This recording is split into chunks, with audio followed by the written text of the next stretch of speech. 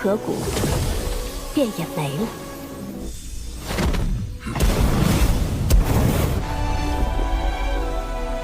Hello guys, how are you doing. So जैसा कि हमने लास्ट एपिसोड के अंदर देखा था कि शाओयान के सामने एक काफ़ी ज़्यादा बड़ी प्रॉब्लम आगे खड़ी हो गई थी। असल में प्रोटेक्टर वू का सामना तो वो कर ही रहा था, लेकिन वो काफ़ी ज़्यादा इंजर्ड हो गया था इसी बीच। और यहाँ पर मास्टर तियान वो भी फाइट कर रहे थे, सेकंड एल्डर थे। शाओयान की हालत काफ़ी ज़्यादा ख़राब थी, लेकिन तभी शाओयान को सेव करने के लिए वहाँ पर लिटिल फेरी डॉक्टर आ जाती है, जिसके साथ इस एपिसोड की स्टार्ट होती है। और हमें देखने के लिए मिलता है कि लिटिल फेरी डॉक्टर की अपीयरेंस अब कुछ चेंज नज़र आ रही थी, साथ ही वो काफ़ी ज़्यादा कॉन्फिडेंट भी होती है। तभी हमें देखने के लिए मिलता है कि यहाँ पर उसने उस पूरी की पूरी प्रोसेस को ही सक्सेसफुली अचीव कर लिया था, जिसके बाद वो तुरंत ही अपनी यहाँ पर पर्सनैलिटी को शो करती है। शाओयान उसे देखने के बाद समझ जाता है कि यहाँ पर उसने काफ़ी ज़्यादा आसानी के साथ में ख़ुद को सक्सेसफुल कर लिया है, जिसके साथ ही वो काफ़ी खुश था, क्योंकि लिटिल फेरी डॉक्टर के आने से यहाँ पर एक होप आ गई थी। तभी हमें देखने के लिए मिलता है कि लिटिल फेरी डॉक्टर तो अब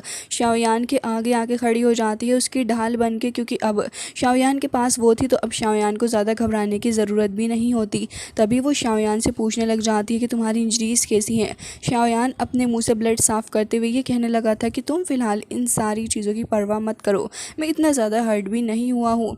जिसके साथ ही यहाँ पर वो ये कहने लगी थी कि शाओयान तुम्हारी इंजरीज़ बहुत ही ज़्यादा है। साथ ही वो यहाँ पर काफ़ी ज़्यादा गुस्से में भी आ चुकी थी आइस रिवर वेले को देखने के बाद। और साथ ही यहाँ पर उसके सामने प्रोटेक्टर वो भी खड़ा था।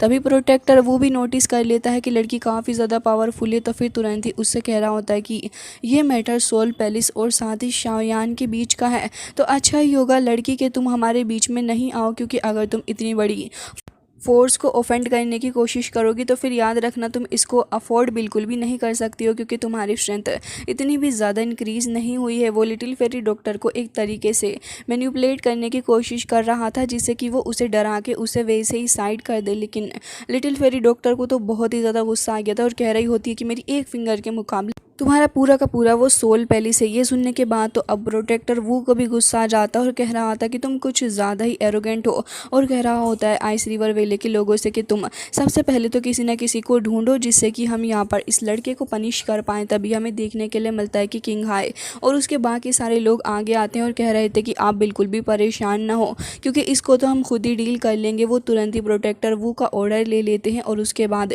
सारे के सारे काफ़ी तेज़ी के साथ में आगे बढ़ते हैं, जिसके साथ ही हमें देखने के लिए मिलता है कि जैसे ही लिटिल फेरी डॉक्टर को इस चीज़ के बारे में अंदाज़ा होता है कि यहाँ पर अपना शाओयान एक काफ़ी बड़ी प्रॉब्लम के अंदर फंसने वाला है, तो वो तुरंत ही यहाँ पर अपनी पावर का इस्तेमाल करती है। असल में वो अपनी दाव की को रिलीज़ करती है और शाओयान के आसपास वो एक काफ़ी ज़्यादा पावरफुल शील्ड बैरियर लगा देती है, जिससे कि कोई भी शाओयान को टच ना कर सके। उसके अंदर से काफ़ी सारी पावरफुल एनर्जी बाहर को निकल रही थी और वो बहुत ही ज़्यादा तेज़ी के साथ में फ़्लो कर रही होती है। एक बंदा जो कि यहाँ पर मिस्टर किंग हाई के साथ में था, उसके हाथ पे वो पॉइज़न लग रहा था। इवन ये पॉइज़न इतना ज़्यादा ख़तरनाक था कि पहले तो उसके हाथ के ऊपर अफेक्ट होने लग गया था, लेकिन उसके बाद वो पूरा का पूरा बंदा ही ख़त्म हो जाता है। ये देखने के बाद तो ये सारे के सारे लिटिल फेरी डॉक्टर को समझ गए थे कि भाई साहब ये लड़की कोई इजी नहीं है डील करने के लिए, और तुरंत ही वो सभी डर के मारे पीछे हट जाते हैं और कह रहे थे कि जल्द यहाँ से भागो। वो काफ़ी तेज़ी से आगे बढ़ रहे थे, लेकिन एक और बंदा ऐसे ही करते हुए ख़त्म हो गया था, जिसके साथ ही अब वो पलट के देखते हैं लिटिल फेरी डॉक्टर के बनाए हुए इस बैरियर को। लेकिन तभी लिटिल फेरी डॉक्टर उनकी आंखों में खौफ देख पा रही थी और कह रही थी कि वैसे तो ये बस ऐसे ही हो गया और मैं बस इसको ट्राई करके देखना चाहती थी, लेकिन मुझे नहीं पता था कि ये इतना ज़्यादा पावरफुल रहेगा। साथ ही अब वो उन्हें और भी ज़्यादा डराने लग गई थी और एक काफ़ी ज़्यादा ख़तरनाक सी लाइन उन्हें बोलती और कह रही थी कि आज मैं तुम्हारे साथ इसके लिए प्रैक्टिस करूँगी, मतलब कि अब इन सभी की बैंड बजने वाली है। वो तो पलक झपकते उन लोगों के पास आ गई थी और फिर उसके बाद उन सभी को काफ़ी बुरे तरीके से वो मारने लग जाती। यहाँ पर वो बंदे बहुत ही ज़्यादा घबरा गए थे। इवन यहाँ पर इतने ख़तरनाक लेवल की फ़ाइट स्टार्ट हो गई थी कि यहाँ पर क्रैक्स भी पड़ रहे होते हैं, लेकिन लिटिल फेरी डॉक्टर उनको छोड़ने का नाम नहीं ले रही थी। वो बहुत ही बुरे तरीके से उन्हें पहाड़ियों में पटक रही होती है और यहाँ पर उनको बहुत ही ख़तरनाक लेवल पे टॉर्चर कर रही थी। तभी उनमें से एक को बहुत बुरी तरीके से पीटती है, साथ ही उसके ऊपर अपने पॉइज़न का असर कर देती है। साथ ही हमें देखने के लिए मिलता है कि वो बंदा इतना ज़्यादा घबरा चुका था कि उसे पता था कि उसके पास में कोई दूसरा तरीका नहीं है।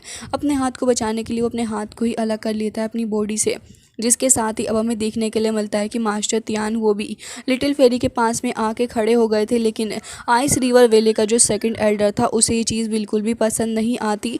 ये दोनों ही अब शाओयान के पास में खड़े थे, क्योंकि शाओयान यहाँ पर बिल्कुल भी ठीक नहीं होता, तो इस वजह से यहाँ पर ये लोग इसको प्रोटेक्ट कर रहे होते हैं। लेकिन मास्टर तियान हो समझ गए थे कि यहाँ पर रहना ख़तरे से खाली नहीं था, तो वो कहने लग जाते हैं कि तुम फ़िलहाल यहीं पे रुको, मुझे आगे चल के इस कोल्ड बैरियर को यानी कि आइस रिवर वेले के द्वारा लगाएगी इस शील्ड को ख़त्म करना होगा और फिर उसके बाद हम लोग यहाँ से चलेंगे। तभी यहाँ पर लिटिल फेरी डॉक्टर भी इस बात से एग्री कर जाती है। मास्टर तियान वो काफ़ी स्पीड के साथ में आगे बढ़ रहे थे, लेकिन तभी आइस रिवर वेले के जो सेकेंड एल्डर होते हैं उनको कुछ ज़्यादा ही चुल हो रही थी। वो तुरंत ही जाके उनको रोकने लग जाते हैं, लेकिन लिटिल फेरी डॉक्टर भी कुछ ज़्यादा ही तेज़ निकलती है, वो भी तुरंत ही उनके ऊपर अटैक कर देती है। लेकिन हमें देखने के लिए मिलता है कि यहाँ पर इतनी ही देर के अंदर अब मास्टर तियानो के पीछे वही बंदा लग गया था। लेकिन इससे भी लिटिल फेरी डॉक्टर अपने पॉइजनस बीस्ट का इस्तेमाल करती है, जिसके बाद अब हमें देखने के लिए मिलता है कि काफ़ी बुरी हालत उस बंदे की हो चुकी थी। मास्टर तियानो अपनी पावर का इस्तेमाल करते हुए इस बैरियर को तोड़ने की कोशिश कर रहे थे और वो इसके अंदर कामयाब भी हो जाते हैं। असल में वो एक काफ़ी ज़्यादा पावरफुल पंच के थ्रू हिट करते हैं और उससे काफ़ी ख़तरनाक सी पावर जाके उस शील्ड से टकरा जाती है। शाओयान समझ गया था कि अब बस ये बैरियर ब्रेक हो चुका है, तो फिर लिटिल फेरी डॉक्टर तुरंत ही उसको पकड़ लेती है और दोनों काफ़ी तेज़ी के साथ वहाँ से आगे बढ़ रहे थे।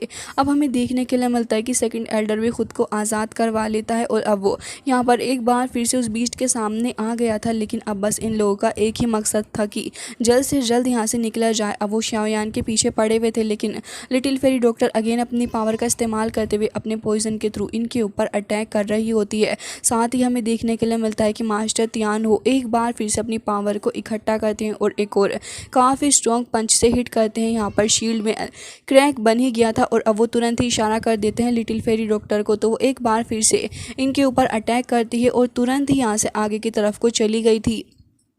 जिसके बाद हमें ये सीन थोड़ा और दूर से दिखाया जाता है और हमें देखने के लिए मिलता है कि अब यहाँ पर इन लोग की इस जगह से निकलने की पॉसिबिलिटी बहुत ही ज़्यादा इंक्रीज़ हो गई थी। बस पोर्टल के बहुत ही ज़्यादा क्लोज़ होते हैं, बट अनफॉर्चुनेटली जैसे ये लोग पोर्टल के क्लोज़ आते हैं, मास्टर तियानो को कुछ गैस होता है और उसके बाद वो तुरंत ही एक शील्ड बना के सारे लोगों को बचाने की कोशिश कर रहे थे, क्योंकि इस जगह से निकलने के प्लान में एक बार फिर से वो नाकामयाब हो गए थे। जिसके साथ ही अब वो दूर जाके खड़े होते हैं और साथ ही ये जो क्रैक बना हुआ था इसके अंदर से हमें दिखाया जाता है कि आइस रिवर वेले का जो लीडर था वो यहाँ पर बोल रहा था और कह रहा होता है कि मुझे नहीं पता था कि तुम इतनी आसानी से अपनी इस पॉइजनस बॉडी को कंट्रोल कर लोगी। वाकई में मैंने तुम्हें अंडर एस्टिमेट कर दिया और साथ ही मेरी जो कैलकुलेशन थी वो भी मिस कैलकुलेट हो गई। जिसके साथ ही हमें देखने के लिए मिलता है कि अब वो पलक झपकते ही इन लोगों के पास में आके खड़ा हो जाता है, जिसे देखने के बाद ये फैमिली के एल्डर कह रहे थे कि ये तो आइस रिवर वेले का मेन लीडर है। और साथ ही वो बहुत ही ज़्यादा घबरा भी जाते हैं और कह रहे थे कि ओह माय गॉड, ये यहाँ पर क्या कर रहा है। लेकिन अब इन लोगों के डरने का कोई भी फ़ायदा नहीं होने वाला था, क्योंकि अब तो वो यहाँ पर आ ही गया था और कह रहा होता है कि ऐसा लग रहा है कि मिस्टर शाओयान आप हमसे डर चुके हो, और यहाँ पर अपनी काफ़ी ज़्यादा चोट भी वो दिखा रहा था। जिसके बाद प्रोटेक्टर वू चचा को देखते हैं, जो कि यहाँ पर अब बिंग हे को देखने के बाद काफ़ी हैरान था और कह रहा होता है कि तो ये ओल्ड मैन यहाँ पर आ ही गया। तभी हम देखते हैं कि सेकंड एल्डर तुरंत ही उसके पास में जाके उसे ग्रीट करता है और कह रहा था कि आप यहाँ पर आ ही गए। तभी वो ये पूछने लग जाता है कि आखिर हमारा एल्डर है कहाँ पे। तभी हमें देखने के लिए मिलता है कि एल्डर शेन की हालत तो पहले ही ख़राब हो चुकी थी और 3-4 लोग उसकी मलहम पट्टी करने के बारे में सोच रहे थे। अब वो तो ज़मीन में ऐसे ही फैल के पड़ा हुआ होता है और ऑलरेडी बेचारे की बॉडी में सिर्फ हड्डियां थीं, लेकिन शाओयान ने उनको भी ठीक नहीं छोड़ा। जिसके साथ ही अब हमें देखने के लिए मिलता है कि वो बहुत ही ज़्यादा गुस्सा हो गया था और साथ ही देख रहा होता है आसपास। तो हम देखते हैं कि प्रोटेक्टर वो एकदम ही बोल पड़ता है और कह रहा होता है कि असल में ये जो शाओयान नाम का बंदा है, हम उसे यहाँ पर लेने के लिए आए हैं, तो फिर आप बाकी लोगों को खुद हैंडल कर लो। हम बस ये चाहते हैं कि आप इज़्ज़त के साथ हमें शाओयान दे दीजिएगा, उसके बाद हम लोग चले जाएंगे। तभी हमें देखने के लिए मिलता है कि बिंग हे अब शाओयान की तरफ को देखने लगा था और उसके बाद वो कुछ सोचता भी है। तभी कह रहा था कि मैं बस इस ईविल पॉइजनस बॉडी वाली लड़की को चाहता हूँ, इसके अलावा मुझे कुछ भी नहीं चाहिए। और रही बात इस लड़की की, तो फिर मैं भला इसका क्या ही करूँगा। तभी शाओयान भी उसको देख रहा था और कह रहा होता है कि वाकई में फेंग यून वेले के तैंग ज़ेन से कुछ कम नहीं है, बहुत ही ज़्यादा पावरफुल, और मुझे डर लग रहा है कि अगर हम तीनों भी मिलके इसके साथ में फ़ाइट करेंगे तब भी हम इसका कुछ नहीं बिगाड़ सकते। और कह रहा होता है कि भले ही मेरी बॉडी के अंदर मौजूद उस पॉइजनस गैस को रिकवर कर लिया गया हो, फिर भी इसका कुछ फ़ायदा नहीं होने वाला है, लेकिन फिर भी अब कैसे न कैसे करके एक बार फिर मुझे अपनी पावर का इस्तेमाल करना होगा। असल में शाओयान सोच रहा था कि क्यों ना इस बार वो अपने 4 हेवनली फ्लेम वाले एंग्री बुद्धा लोटस को रेडी कर ले, जिसके साथ ही वो यहाँ पर अब लिटिल फेरी डॉक्टर को भी देखता है और उसकी तरफ को इशारा करता है। वो तुरंत ही समझ गई थी शाओयान के इंटेंशंस क्या है, तो वो कह रही थी कि ठीक है शाओयान, अगर ऐसी बात है तो फिर हम लोग जाके कुछ वक्त के लिए इन्हें रोकते हैं और फिर तुम उसी वक्त का इस्तेमाल करते हुए तुरंत ही अपना काम कर लेना। जिसके साथ ही यहाँ पर मास्टर त्यानु वो ये कहने लग जाते हैं कि मैं एक बार पहले ही मर चुका हूँ, लेकिन क्या ही कहूँ इस मैटर के बारे में, और अब वो तुरंत ही ये कहने लग जाते हैं कि ठीक है अब हमें ये करना होगा। शाओयान तुरंत ही यहाँ पर जाने के बाद लिटिल फेरी डॉक्टर को कह रहा होता है कि ठीक है अब तुम जाओ, और इन तीनों ने ही डिसाइड कर लिया था कि कोऑपरेट करते हुए फाइट करेंगे एक बार फिर से। अब इनकी इस हिम्मत को देखने के बाद बिंगे खुद भी शौक था और कह रहा होता है कि लड़की, अगर तुम मेरे साथ चलोगी तो मैं तुमसे वादा करता हूँ कि मैं तुम्हें कुछ भी नहीं करूँगा, और मैं उम्मीद करता हूँ कि तुम्हारा ये जो दोस्त है ये भी बहुत ही कम सफ़र करेगा फिर मेरे हाथों। तो बताओ तुम क्या सोच रही हो। लेकिन ये सुनने के बाद तो लिटिल फेरी डॉक्टर को बहुत ही ज़्यादा गुस्सा आता है और वो तुरंत ही अपनी पावर का इस्तेमाल करते हुए एक काफ़ी ही ज़्यादा शार्प अटैक कर देती है। लेकिन ये अटैक यहाँ पर बिंगे का कुछ भी नहीं कर पाता। बिंगे पहले उस अटैक को रोकता है और फिर उसकी कुछ 1-2 सेकंड बाद उस अटैक को वो अपनी बॉडी के अंदर एब्जॉर्व कर लेता है, जिसके बाद तो वो काफ़ी ज़्यादा खुश नज़र आ रहा था। और साथ ही हमें देखने के लिए मिलता है कि उसकी बॉडी के अंदर से काफ़ी सारा पॉइजन बाहर निकल रहा होता है और वो हावी हो रहा था, जिसके साथ ही अब हमें पता चलता है कि इस बंदे के पास भी एक पॉइजनस बॉडी है, और इसी वजह से वो ये कह रहा था कि जितना ही ये मेरे पास आता है मुझे ऐसा लगता है कि मुझे इससे भी ज़्यादा चाहिए। वो यहाँ पर लिटिल फेरी डॉक्टर की बॉडी के बारे में बात कर रहा था, और ये देखने के बाद तो अब मास्टर त्यान वो भी शौक थे और कह रहे थे कि इसके खुद के पास भी एक पॉइजनस बॉडी है, और अब ये लिटिल फेरी डॉक्टर की बॉडी का इस्तेमाल करना चाहता है। शाओयान समझ जाता है कि आखिर आइस रिवर वेले के लोग इतने ज़्यादा डेस्परेट क्यों हो रहे थे। तभी वो यहाँ पर ये सब कुछ देखने के बाद समझ गया था कि असल में बिंगे क्या करना चाह रहा है। तभी बिंगे को देखते हैं जो कि ये कहने लगा था कि भले ही कुछ भी हो लेकिन मुझे ये तुम्हारी पॉइजनस बॉडी किसी भी हालत में चाहिए, क्योंकि मैं इसकी बहुत ही ज़्यादा इच्छा करता हूँ।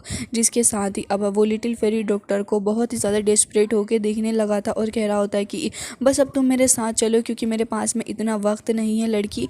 और ये कहते साथ ही एक बार फिर से हंसने लग गया था और कह रहा होता है कि बस एक बार मुझे तुम्हारी पॉइजनस बॉडी मिल जाए, फिर उसके बाद मेरी बॉडी एकदम ही परफेक्ट हो जाएगी। ये कहते साथ ही काफ़ी सारी एनर्जी को वो अपनी बॉडी से रिलीज़ करता है और ये काफ़ी ज़्यादा स्ट्रॉन्ग एनर्जी आसपास फैल रही थी। जिसके बाद हमें देखने के लिए मिलता है कि अब वो लिटिल फेरी डॉक्टर को गुस्से से देख रहा होता है और कह रहा होता है कि इस बार तुम मुझे रिजेक्ट नहीं कर सकती हो। जिसके साथ ही तुरंत ही अब यहाँ पर काफ़ी ज़्यादा पावरफुल 2 स्पिरिचुअल बीस्ट को समन कर लेता है और वो बीस्ट बहुत ही ज़्यादा स्ट्रॉन्ग नज़र आ रहे थे दोनों को ही रोकने के लिए। लिटिल फेरी डॉक्टर और मास्टर त्यान वो आगे जाते हैं, लेकिन फिर भी इनकी पावर का कुछ भी असर नज़र नहीं आ रहा था और यहाँ पर दोनों ही बीस्ट थोड़े ज़्यादा पावरफुल थे और सप्रेस कर रहे होते हैं इन दोनों को मिलके। फिर भी ये दोनों किसी भी तरीके के शाओयान्स को यहाँ से बचाना चाहते हैं और फिर तुरंत ही एक बार फिर से आगे आ जाते हैं। दोनों ही बीस्ट से अच्छी खासी टक्कर ले रहे थे, लेकिन बीस्ट इतने ज़्यादा स्ट्रॉन्ग होते हैं कि यहाँ पर काफ़ी आसानी से इन दोनों को सप्रेस कर लेते हैं। तभी हमें देखने के लिए मिलता है कि बिंगी अब काफ़ी ज़्यादा खुश था और तुरंत ही अपने दोनों ही बीस्ट को अपने पास बुलाता है और एक बार फिर से इनकी तरफ को अटैक करने के लिए भेजता है। असल में वो शाओयान को इस बार अपने बीस्ट के थ्रू सोलो करवाना चाह रहा था। शाओयान काफ़ी ज़्यादा घबरा जाता है। साथ ही अब यहाँ पर मास्टर त्यान वो बहुत ही ज़्यादा शौक हो चुके थे और अब लिटिल फेरी डॉक्टर भी यहाँ पर तुरंत ही शाओयान का नाम लेकर चिल्लाती है, लेकिन इतनी ही देर के अंदर शाओयान को देखते हैं जो कि अब समझ गया था कि अब इस पॉइंट पे रुकने का कोई भी मतलब नहीं बनता है। या तो इस पॉइंट पे वो मारा जा सकता है या फिर यहाँ पर फाइट बैक कर सकता है, तो वो फाइट बैक करना ही चूज़ करता है और फिर तुरंत ही अपनी 4 हेवनली फ्लेम्स का इस्तेमाल करते हुए इस बार शाओयान अगेन अपने एंग्री बुद्धा लोटस को रेडी करने लगा था और कह रहा होता है कि भले ही मैं मर क्यों ना जाऊँ, लेकिन लेकिन उसके बावजूद भी मैं नहीं चाहूँगा कि मैं यहाँ पर ऐसे मरूँ, मैं अपने साथ साथ तुम्हें भी लेके जाऊँगा। ये देखने के बाद सारे ही लोग बहुत ही ज़्यादा हैरान थे कि आखिर ये शाओयान क्या करने की कोशिश कर रहा है। साथ ही यहाँ पर शिनलिन भी यही सोच रही थी और बाकी सारे लोग भी, लेकिन फिर भी अब शाओयान ने डिसाइड कर लिया था कि अब वो यहाँ पर इन सबको नहीं छोड़ेगा। लेकिन इतनी ही देर में शाओयान की नज़र थोड़ा ऊपर की तरफ को पड़ती है। असल में स्काई के अंदर से काफ़ी सारी गोल्डन एनर्जी प्रोड्यूस हो रही थी और ये गोल्डन एनर्जी इतनी ज़्यादा खतरनाक थी कि जहाँ एक तरफ लिटिल फेरी डॉक्टर मास्टर तियानहू और शाओयान ये सारे के सारे मिलके इन बीस्ट का सामना नहीं कर पा रहे थे, वहाँ पर वो जो गोल्डन एनर्जी होती है वो तो बस पलक झपकते ही इनको ख़त्म कर डालती है। ये देखने के बाद तो सारे ही लोग बहुत ही ज़्यादा चौंक जाते हैं कि सडनली क्या हो गया है। और साथ ही बिंगे को देखते हैं, बिंगे खुद भी शॉक्ड हो गया था क्योंकि उसने ये एक्सपेक्ट नहीं किया था कि ऐसा कुछ भी यहाँ पर हो सकता है। सारे ही लोग शॉक्ड थे कि न जाने अब क्या होगा।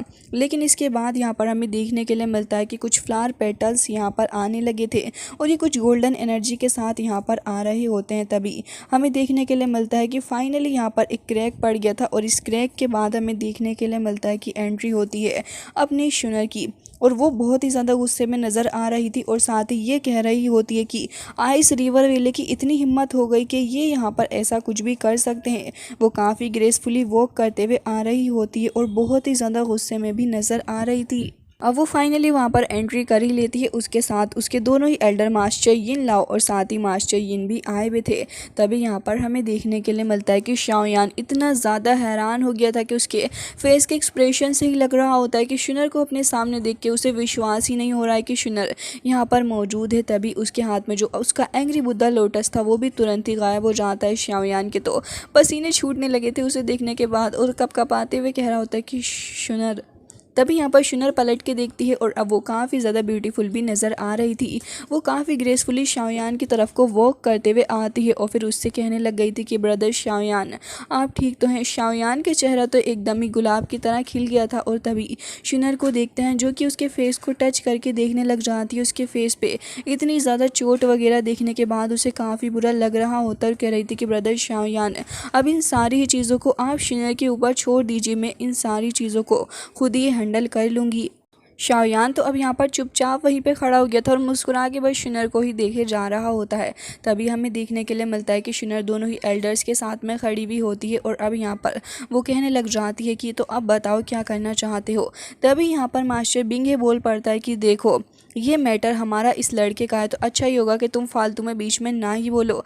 लेकिन तभी यहाँ पर वो काफ़ी ज़्यादा गुस्से से देख भी रहा था और कह रहा होता है कि अगर चलो ठीक है ये लड़का तुम्हारा फ्रेंड भी है तो तुम इसको लेके जा सकती हो, मुझे कोई प्रॉब्लम नहीं है, लेकिन इस लड़की को मैं तुम्हारे हवाले बिल्कुल भी नहीं करूँगा। जिसके साथ ही प्रोटेक्टर वो यहाँ पर ये बोल पड़ते हैं कि आप कैसी बातें कर रहे हैं, आप शाओयान को ऐसे जाने नहीं दे सकते हो। लेकिन तभी बेंगे उससे गुस्से में कहता है कि ये तुम्हारा मैटर है और ख़ुद ही देख लो अगर तुम्हें इतना ही ज़्यादा शौक आ रहा है तो। अब यहाँ पर बेंगे इतने बुरे तरीके से पलटी मारता है कि यहाँ पर इन सभी की हालत ख़राब हो जाती है। जिसके साथ ही शुनर को देखते हैं जो कि काफ़ी ज़्यादा कॉन्फिडेंट नज़र आ रही थी। साथ ही अब वो लिटिल फेरी डॉक्टर की तरफ को भी देखने लग जाती है कि आखिर भाई साहब इस लड़की के साथ में क्या मसला है। तभी वो उसे देखती है और वो समझ गई थी कि शाओयान उसे कभी भी इस तरीके से जाने नहीं देगा और कह रही होती है कि अब तुम सबको फ़ाइट करने की ज़रूरत ही नहीं है क्योंकि इन सारे लोगों में से तुम किसी को भी यहाँ से नहीं लेके जा सकते। ये सुनने के बाद तो अब यहाँ पर आइस रिवर वेले के लोग तो चुप ही होते हैं। लेकिन तभी प्रोटेक्टर वो अपना नेवड़ापन दिखाई देता है और कह रहा था कि अच्छा तुम्हें क्या लग रहा है कि तुम यहाँ पर ये सब कुछ कर सकती हो। लड़की मैं तुम्हें एडवाइस दूंगा कि तुम हमारे मामले में बिल्कुल भी ना बोलो, वही तुम्हारे लिए सबसे ज़्यादा सही रहेगा। तुम्हें अंदाज़ा भी नहीं है कि आखिर तुम कितनी बड़ी फोर्स को ऑफेंड कर रही हो, तुम इतना अफोर्ड भी नहीं कर सकती। ये सुनने के बाद तो एल्डर कह रहे थे कि ओए तू बिल्कुल ही चुप हो जा, फालतू में बहुत ही देर से तू बोल रहा है, तेरी हिम्मत भी कैसे हुई हमारी लेडी से इस तरीके से बात करने की। जिसके साथ ही सेकंड एल्डर भी बोल पड़ते हैं कि हाँ मुझे भी यही लगता है कि ये लोग खुद को कुछ ज़्यादा ही अमेजिंग समझ रहे हैं। लेडी आप बिल्कुल भी परेशान ना हो, आप हमारे ऊपर छोड़ दीजिए, हम दोनों ही जाके यहाँ पर खुद इन लोगों से डील कर लेंगे। तभी हमें देखने के लिए मिलता है कि मास्टर यिन जो थे वो ये कहने लग जाते हैं कि ठीक है अब हम दोनों ही मिलकर इनको हैंडल कर लेंगे। जिसके बाद हमें देखने के लिए मिलता है कि काफ़ी तेज़ी के साथ आगे बढ़ते हैं अटैक करने के लिए। जिसके बाद मास्टर यिन लाओ उस प्रोटेक्टर को पकड़ने के लिए उसके ऊपर अटैक करने के लिए आगे बढ़ता है और साथ ही मास्टर यिन वो चले गए थे अटैक करने के लिए आइस रिवर वेले के सेकंड एल्डर की तरफ। अब ये दोनों वाकई में इतने ज़्यादा गुस्से में थे और साथ ही इतने ज़्यादा पावरफुल होते हैं कि इन लोगों की पावर का अंदाज़ा इस तरीके से लगाया जा सकता था कि आते ही इन्होंने फील्ड के अंदर धूम मचा दी थी। बहुत ही बुरे तरीके से फाइट कर रहे होते हैं, अपने दुश्मनों को ये सांस लेने का मौका भी नहीं दे रहे थे। तभी हमें देखने के लिए मिलता है कि अब यहाँ पर मास्टर यिन जो थे वो आगे खड़े हो जाते हैं बिंगे के सामने और कह रहे थे कि बिंगे जुनजे, मैंने आपकी कल्टीवेशन ट्रांसफॉर्मेशन के बारे में काफ़ी कुछ सुना है, ऐसा लग रहा है कि आज तो मैं आपसे काफ़ी कुछ सीख कर जाऊँगा। तभी ये सुनने के बाद बिंगे तुरंत ही अपनी पावर का इस्तेमाल करता है और काफ़ी सारे स्पीयर्स को वो जमा कर लेता है और तुरंत ही डायरेक्ट कर देता है। वो हमें देखने के लिए मिलता है कि मास्टर यिन तुरंत एक शील्ड बना के खुद को प्रोटेक्ट कर लेते हैं, लेकिन दूसरी तरफ मास्टर यिन लाओ तो इन सभी की काफ़ी ज़्यादा हालत ख़राब कर रहे थे। उन्होंने अब यहाँ पे प्रोटेक्टर वू को बहुत ही बुरे हालात में ला दिया था और वो समझ गया था कि अब यहाँ पर वो अकेला फ़ाइट नहीं कर सकता। तभी वो यहाँ पर अब किंग हाई से कहने लग जाता है कि तुम भी अपने आदमियों को लेके आओ अटैक करने के लिए। और साथ ही अब यहाँ पर सेकंड एल्डर भी आ गया था और ये सारे के सारे फाइट करने के लिए रेडी थे, लेकिन इतनी देर में यिन लाओ तुरंत ही पीछे से आ जाता और कह रहा था कि तुम्हारी हिम्मत भी कैसे हुई फाइट के बीच में इस तरीके से रुकने की। और अब बहुत ही बुरे तरीके से उन्हें इसी तरीके से पीट रहा होता है। शाओयान को देखते हैं जो कि अब अवेयर हो जाता है क्योंकि उसके आसपास ये सारे ही लोग एक सर्कल बना रहे थे और एक सर्कल में आके खड़े हो जाते हैं। शाओयान अपनी शुआन रूलर को निकाल लेता है, लेकिन तभी शुनर उसको कहती है कि ऐसा नहीं है कि तुम ही सब कुछ करोगे। वो खुद ही आगे बढ़ती है और अब हमें देखने के लिए मिलता है कि वो अपनी गोल्डन हेवनली फ्लेम को समन कर लेती है। ये हेवनली फ्लेम्स बहुत ही ज़्यादा ख़तरनाक नज़र आ रही थी और इन्हीं का इस्तेमाल करते हुए उसने फर्स्ट अटैक को भी ख़त्म किया था। जिसके बाद हमें देखने के लिए मिलता है कि इस फ्लेम को देखने के बाद शाओयान खुद भी हैरान था और कह रहा होता है कि इतनी ज़्यादा स्ट्रेंज फायर शुनर के पास में कैसे आई। और इसको देखने के बाद तो मेरी खुद की बॉडी के अंदर ये जो लोटस हार्ट फायर है वो खुद भी काफ़ी ज़्यादा अजीब सा रिएक्ट कर रही है। आखिर ये चीज़ है क्या? ये सब कुछ देखने के बाद भी लोग बिल्कुल भी नहीं डर रहे होते और तुरंत ही अपनी अपनी चेन्स को निकाल लेते हैं शुनर के ऊपर अटैक करने के लिए। लेकिन तभी शुनर को देखते हैं जो कि तुरंत ही उस हेवनली फ्लेम का इस्तेमाल करती है और अपने आसपास एक शील्ड बना लेती है। सारे लोग अपनी उन्हीं चेन्स का इस्तेमाल कर रहे थे और इनकी हालत काफ़ी ख़राब हो रखी थी क्योंकि चेन्स का इस्तेमाल करने के बावजूद भी कुछ नहीं कर पा रहे थे। लेकिन अब शुनर यहाँ पर अपनी गोल्डन हेवनली फ्लेम्स को कहती है कि जाओ, जिसके बाद तो वो हेवनली फ्लेम्स तुरंत ही उसकी बात मान लेती हैं और फिर सारे के सारे लोग के ऊपर बहुत ही बुरे तरीके से अटैक करने लगी थी। सभी लोग कुछ ही सेकेंड्स के अंदर राख के अंदर कन्वर्ट हो जाते हैं और शाओयान अपनी श्वान रूलर को रख लेता और कह रहा था कि आप हमेशा से ही मुझसे आगे रही हैं। लेकिन तभी शुनर ये कह रही होती है कि ऐसा कुछ नहीं है, मैं तो हमेशा ही रिलाई करती हूँ अपने एंसेस्टर की ब्लड लाइन के ऊपर। लेकिन शाओयान, आपके पास में जो एबिलिटीज़ हैं मैं वाकई में उन पर कभी भी रीच नहीं कर सकती। आपने किसी के ऊपर रिलाई नहीं किया और मेरे कंपैरिजन में तो आप बिल्कुल भी नहीं है। तभी भी शाओयान उससे हम्बल होकर यही कहना होता है कि नहीं, असल में ऐसी कोई बात ही नहीं है।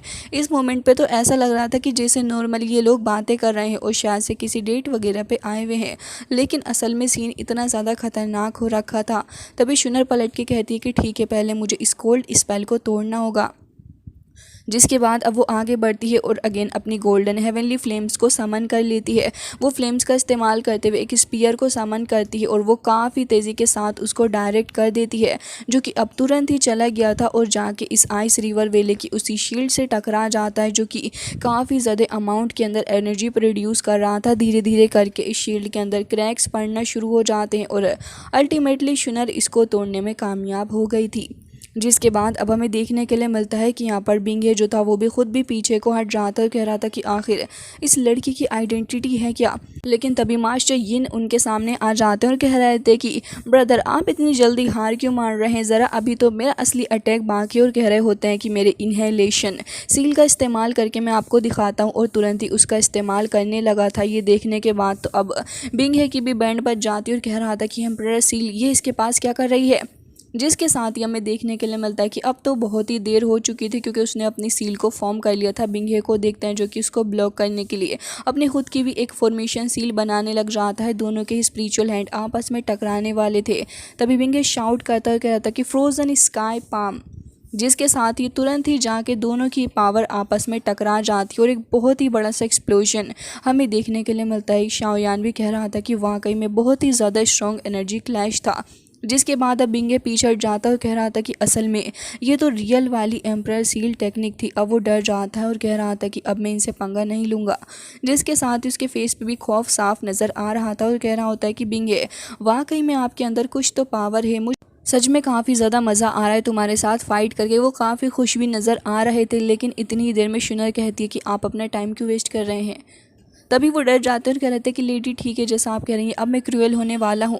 एक बार फिर से वो अपनी पावर को फॉर्म कर रहे थे, लेकिन अब बिंगे डर जाता है और इस बार जो इतनी देर से अपने आप को शेर की तरह प्रेजेंट कर रहा था, वो चूहे की तरह अपने हाथ पैरों को जोड़ने लग रहा था और कह रहा था कि मुझे माफ़ कर दे, मैं यहाँ से जा रहा हूँ। तभी हमें देखने के लिए मिलता है कि वो अपने सेकंड एल्डर को भी बुला लेता है। उसकी बैंड तो यिन लाओ पहले से ही बजा रहा था और यहाँ पर जब वो आके खड़ा हो जाता है बिंगे के सामने, तो मुझे तो इसका फेस देख के लिटरली हंसी ही आ गई। जिसके साथ ही कह रहा था कि बोलिए क्या कह रहे हैं आप।